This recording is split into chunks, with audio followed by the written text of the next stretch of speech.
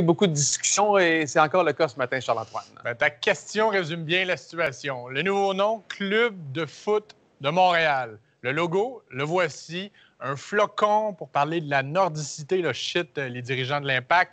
Les flèches rappelant le métro, le M de Montréal.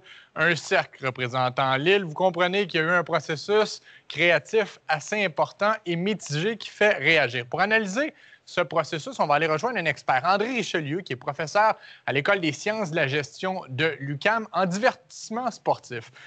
Merci beaucoup d'être avec nous, M. Richelieu. Je vous pose cette question parce que les réactions ont été nombreuses et majoritairement négatives hier. Est-ce que c'est pas un peu risqué, justement, pour le sentiment d'appartenance de jouer comme ça avec le lien entre les partisans et l'équipe? Écoutez, moi j'analyse ce changement d'identité de marque et de devise droit devant comme une volonté de marquer un nouveau départ, d'établir un tremplin pour l'avenir. Encore faudra-t-il voir comment cela se traduit sur le terrain, puisque dans le sport, vous savez, ce que l'on vend d'abord et avant tout, c'est de l'espoir, et une marque, c'est une promesse. Donc, dans ce contexte-là, on va voir dans quelle mesure ce changement va s'accompagner d'un investissement dans le produit sur le terrain, puisque à la fin, c'est ce que les partisans, c'est ce que les fans vont juger en bout de ligne. Et c'est un peu ce qui représente la réaction générale, c'est de dire pourquoi autant d'argent, de temps investi sur l'image de marque alors que le produit est un peu défaillant? Justement, est-ce que c'est pas un mauvais timing de changer l'image de l'équipe alors que la qualité sur le terrain n'est peut-être pas au niveau escompté?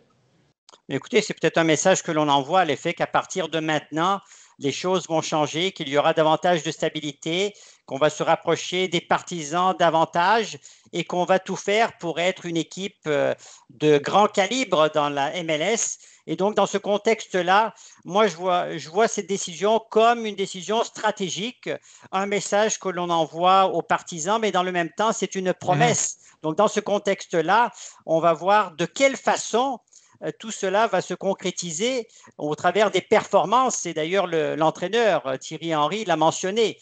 Tout cela va se traduire par ce que l'on fait sur le terrain. Donc, je dirais que cette nouvelle mouture du club à Montréal s'inscrit dans l'évolution du soccer à Montréal. On pourrait même revenir au Manic, Supra et puis bien entendu à l'Impact. Ouais.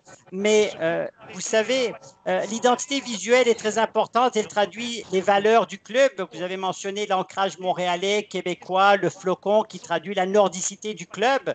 Mais en bout de ligne, dans le sport, il faut performer. Et c'est ça que les partisans et le grand public en général vont juger. Il nous reste une trentaine de secondes, M. Richelieu. Vous parlez de Montréal. C'est vrai que l'image fait allusion à l'Expo 67, au métro, à l'île de Montréal. Par contre, l'objectif financier, entre guillemets, et là, je cite M. Gilmore, le président de l'équipe, c'est de franchir l'international, d'aller attaquer le marché mondial. Donc, est-ce qu'on ne va pas se mettre un peu à dos les partisans montréalais si on regarde beaucoup trop outre-mer? L'un n'empêche pas l'autre. Mais avant d'avoir cette légitimité et crédibilité à l'international, il faut l'établir sur le marché provincial, national, voire nord-américain. Et par la suite, on pourra éventuellement voir dans cette marque et grâce à cette nouvelle identité, une façon d'établir le club de foot montréalais comme une marque de style de vie, toute proportion gardée, un peu comme ce que la Juventus a fait avec son changement de logo, encore une fois, toute proportion gardée. Mais pour aller droit devant, il faut savoir d'où l'on vient. Et dans ce contexte-là, l'histoire du club et son évolution sont effectivement très importantes et les performances sur le terrain vitales pour légitimer et crédibiliser davantage cette introduction d'une identité visuelle nouvelle avec une devise qui est très ambitieuse. Et on verra tout cela au cours des prochains mois. À chaque fois qu'il y a du changement, surtout lorsqu'il est majeur, ça remoue un peu les tensions. On verra à moyen et long terme, mais pour l'instant, la réaction n'est pas nécessairement positive. Merci de s'être penché sur le dossier avec nous, M. André Richelieu, professeur à l'École des sciences de la gestion de l'UQAM. Bonne journée. Merci. Bonne journée à vous.